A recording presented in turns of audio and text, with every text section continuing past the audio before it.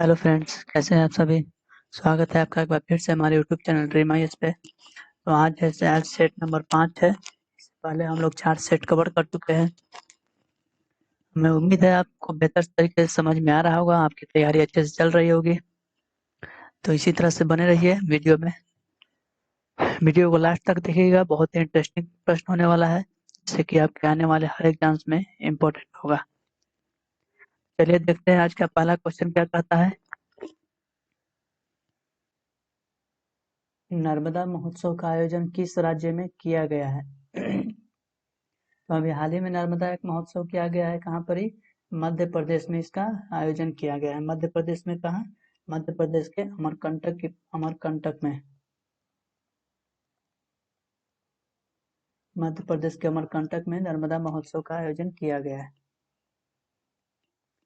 School में बच्चों की उपस्थिति को बढ़ाने के लिए आओ स्कूल चले अभियान की शुरुआत किस राज्य या केंद्र शासित प्रदेश के द्वारा किया गया है? किस केंद्र शासित प्रदेश ने इस काम को किया है?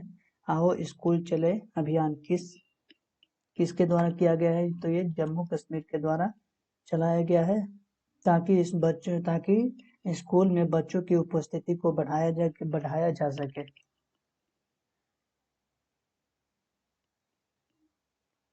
निम्नलिखित में कौन हाल ही में पुर्तगाल के पुनः प्रधानमंत्री बने हैं? तो अभी कौन बने हैं? एंटोनियो कोस्टा एक बार फिर से प्रधानमंत्री के रूप में चुने गए हैं। किस भारतीय पूर्व क्रिकेट खिलाड़ी को अमेरिका क्रिकेट टीम का मुख्य कोच बनाया गया है? तो मुख्य कोच किसको बनाया गया है? तो ये जगदीश अरुण कुमार है।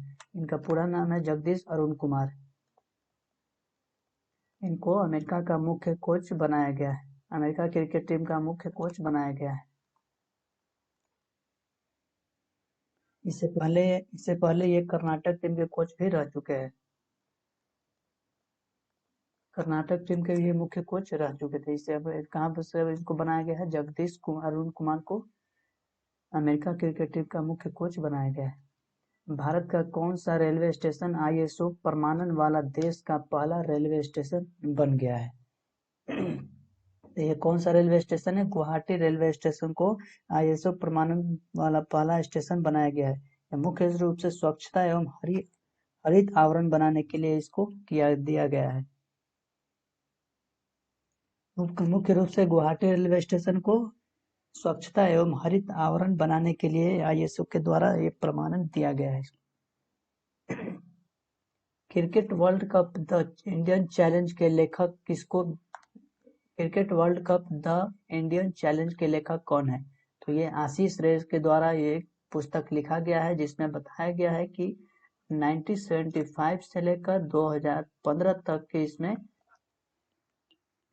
1975 से लेकर 2015 तक की क्रिकेट में जितने भी चैलेंजेस आए हैं भारतीय टीम को लेकर, उन सारी चीजों को इसमें बताया गया है। क्रिकेट में कितनी सारी प्रॉब्लम्स का सामना करना पड़ता है, कैसे कैसे प्रॉब्लम्स आते हैं, चैलेंजेस आते हैं, इन सारी चीजों को इसमें बताया गया है। प्रधानमंत्री नरेंद्र मोदी को bill and Melinda Gates foundation द्वारा ग्लोबल गोलकीपर अवार्ड किस योजना के लिए दिया गया है? तो इस प्रश्न में आपको मुख्य रूप से ये चीज याद रखना है, ग्लोबल गोलकीपर अवार्ड ये किसके द्वारा दिया गया है? तो bill and Melinda Gates foundation के द्वारा। किसको दिया गया है? तो प्रधानमंत्री नरेंद्र मोदी को। किस काम के लिए दिया गया है? तो स्वच्छ भारत मिशन के लिए इनको ये पुरस्कार दिया गया है। ये अमेरिका के न्यूयॉर्क में एक आयोजन के द्वारा इनको दिया गया था। तो आपको कितने क्वेश्चन बने? Global goalkeeper award global goalkeeper award किसके द्वारा दिया गया है? Bill and Melinda Gates foundation के द्वारा। ग्लोबल गोलकीपर अवार्ड किसे दिया गया है? प्रधानमंत्री नरेंद्र मोदी के द्वारा। प्रधानमंत्री नरेंद्र मोदी को कौन सा ग्लोबल गोलकीपर अवार्ड किस लिए दिया गया है? स्वच्छ भारत मिशन के लिए। तो ये 3-4 प्रश्न आपको एक ही क्वेश्चन में देखने के लिए मिलता है। इस तरह से आप याद करेंगे तो आपको क्वेश्चन जल्दी याद रहेगा। असम के एनआरसी की अंतिम सूची जारी की गई। अंतिम सूची जहाँ पे जारी की गई, अंतिम सूची जारी की गई, जिसमें कितने लोगों को असम का गैर नागरिक घोषित किया गया है? तो इसमें लगभग 19 लाख लोगों को यहाँ पे असम की नागरिकता से गैर नागरिक इसको घोषित किया गया है। क्वेश्चन नंबर 9 क्या कहता है? निर्वाचन आयोग द्वारा किस राज्य के नेशनल पीपल्स पार्टी को 8वीं राष्ट्रीय पार्टी का दर्जा प्रदान किया गया है?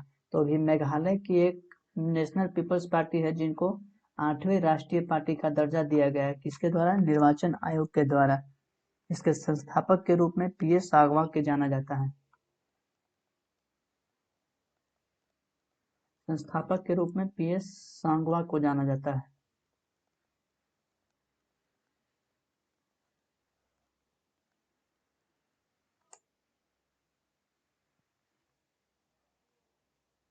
वज्र प्रहार भारत एवं अमेरिका के मध्य संचालित होने वाला कौन सा अभ्यास है?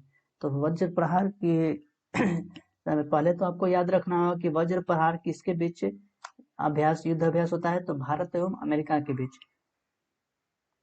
इसके अलावा ये किससे संबंधित है? थल सेना से संबंधित है। थल सेना के लिए एक युद्ध अभ्यास होता है भारत और अमेरिका के बीच। भारत में किस वर्ष तक मलेरिया उन्मूलन का लक्ष्य रखा गया है? तो मलेरिया को खत्म करने का लक्ष्य कब तक रखा गया है? 2030 तक। 2030 तक भारत ने ये लक्ष्य रखा है कि वो मलेरिया को समाप्त कर देगा। भारतीय नौसेना के 24वें प्रमुख किसे बनाया गया है? तो ये अभी हाल ही में 24वें प्रमुख किसको बनाया गया है? करमबीर सिंह को। करमबीर सिंह को 24वें प्रमुख बनाया गया है। वहीं थल सेना मनोज मुकुंद नरवणे हैं। तो ये तीनों सेनाओं के आपको जो है प्रमुख याद रखना है, जिसमें कि थल सेना कौन हो गए? मनोज मुकुंद नरवणे।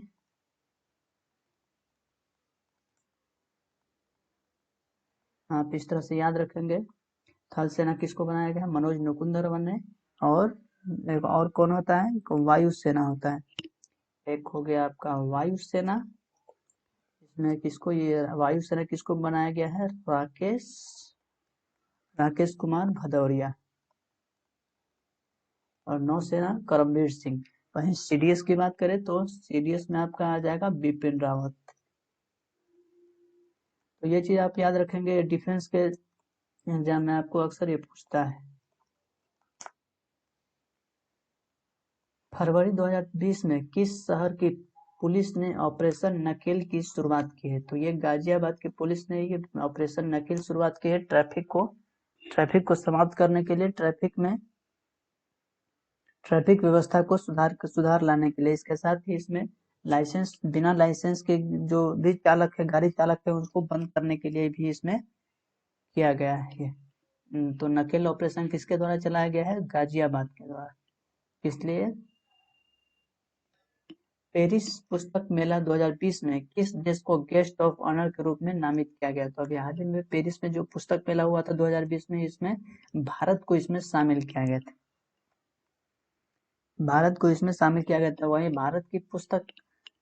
वहीं जो भारत में पुस्तक मेला हुआ था उसमें किसको नामित किया गया था? फ्रांस को नामित किया गया था। तो ये चीज आप याद रखेंगे इस तरह से। जम्मू कश्मीर पुनर्गठन अधिनियम कब से लागू किया गया? तो लागू कब किया गया था? 31 अक्टूबर 2019 को। लेकिन इसको पुनर्गठन के लिए पेश कब किया गया? 5 अक्टूबर 2019 को इसमें पेश किया गया था और 31 अक्टूबर 2019 से लागू हो गया था। ये पुनर्गठन अधिनियम क्या हो गया? तो इसमें जो 370 वाला जो भी धाराएं थी वो सब समाप्त कर दिया गया और जम्मू कश्मीर और लद्दाख को 2 केंद्र शासित के रूप में बना दिया गया है। भारतीय वायुसेना ने पाकिस्तान के बालाकोट में जैश ए मोहम्मद के आतंकी ठिकानों पर जिस ऑपरेशन के तहत हमला किया था उसका कोड नाम क्या है? ऑपरेशन बंदर। ये ऑपरेशन यहाँ पे बंदर है।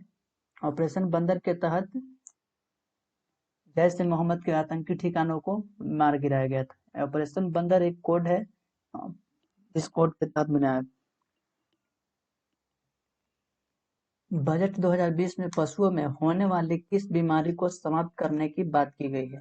तो अभी हाल ही में जो बजट 2020 में जो बजट पेश हुआ था, उसमें बजट में ये कहा गया है निर्मला सीतारमण के द्वारा कि जो पशु में अक्सर ये बीमारी देखने के लिए मिलता है, ब्रुसेलोसिस और फुट एंड माउथ, ये दो ऐसी बीमारी है जो अक्सर पशुओं में देखने के लिए मिलता है। इसी चीज को समाप्त करने के लिए बोला गया है।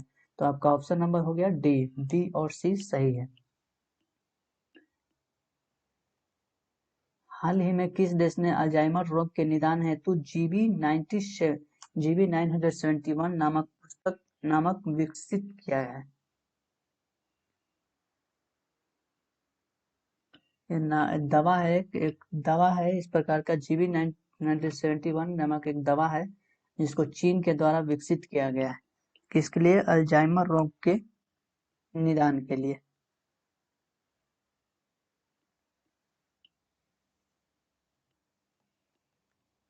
क्वेश्चन नंबर 19, हाल ही में भारतीय परमाणु ऊर्जा आयोग ने किस राज्य में 14,100 टन लिथियम के भंडार की खोज किया है? तो ये किसके द्वारा भी किया गया है? ये कर्नाटक के मंड्या कर्नाटक के मंड्या में अभी लिथियम का भंडार की खोज किया गया। किसके द्वारा किया गया? तो ये भारतीय परमाणु ऊर्जा आयोग के द्वारा। किसका लिथियम का प्रयोग कहाँ पे होगा? तो विद्युत वाहन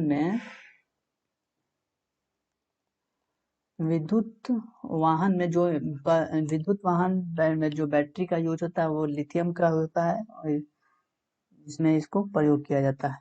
इसके अलावा ई रिक्शा चालक में जो भी बैटरी चालक होते हैं उसमें भी लिथियम का प्रयोग किया जाता है।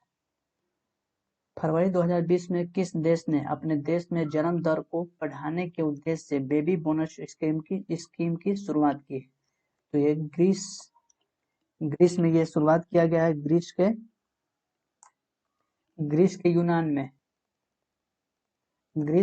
में एक बेबी बोनस स्कीम शुरू किया गया है, जहाँ पे बताया गया है कि अगर किसी का बच्चा जन्म लेता है तो उसे 2,000 यूरो दिया जाएगा। लगभग ये होता है 1.5 लाख की भारत की इंडियन करेंसी में 1.5 लाख रुपया होता है। वहाँ की जनसंख्या की आबादी बहुत कम है, ज्यादा, इसी को देखते हुए ये स्कीम लागू किया गया है। हाल ही में किस कंपनी द्वारा वी थिंक डिजिटल कार्यक्रम की शुरुआत की गई है?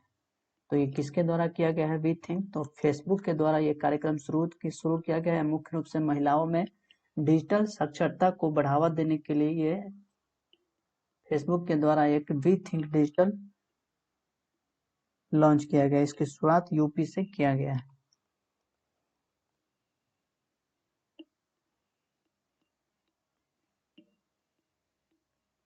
इसके अलावा इसमें हम बात करें जैसे कि जनसंख्या को लेकर, तो अभी भी कई ऐसे कंट्री है जहाँ पे जनसंख्या कम है, कम की वजह से लोग कई सारे स्कीम्स लाए जा रहे हैं। वही भारत में देखें, भारत में जनसंख्या बहुत ज़्यादा होने की वजह से यहाँ की जनसंख्या में काफ़ी कम करने की कोशिश किया जा रहा है।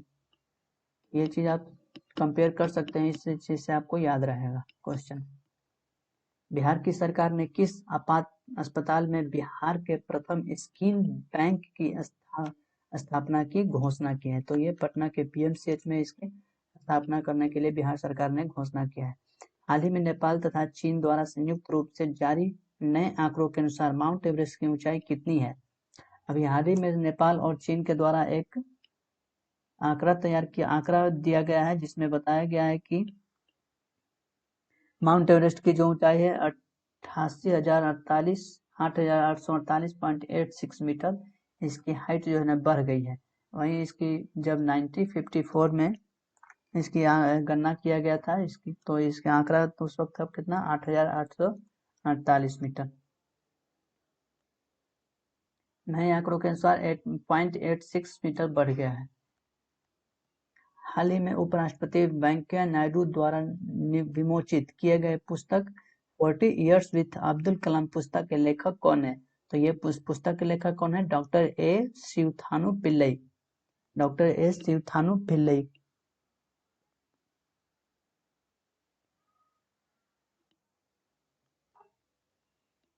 दिसंबर 2020 में जारी वैश्विक आतंकवाद सूचकांक के संबंध में निम्नलिखित में से कौन सा कथन सही नहीं है? तो पहला है, इसे institute for economic and peace द्वारा जारी किया गया है, तो ये सही है। वैश्विक आतंकवाद सूचकांक institute for economic and peace द्वारा ये जारी किया जाता है। ये ऑस्ट्रेलिया की संस्था है, ऑस्ट्रेलिया की ये संस्था है। सर्वाधिक आतंकवाद की सूची में प्रथम स्थान अफगानिस्तान को मिला है, तो ये भी सही करेक्ट है। अफगानिस्तान इसमें सर्वाधिक प्रथम स्थान पे है। इसमें भारत को 8वां स्थान प्राप्त हुआ, पिछले साल इसमें 7 नंबर पे था। सबसे कम प्रभावित देशों की सूची में कतर और उज्बेकिस्तान है, तो ये भी सही है, यानी कि आपका ये सभी सही है। तो इस तरह से आज के हो गए 25 क्वेश्चन। आपको बेहतर कोशिश से हमारी यही रहती है कि आपको अच्छे से अच्छे समझ में आए, तो वीडियो को लाइक और शेयर कर दीजिएगा। चैनल पर नए हैं तो सब्सक्राइब कर दीजिएगा।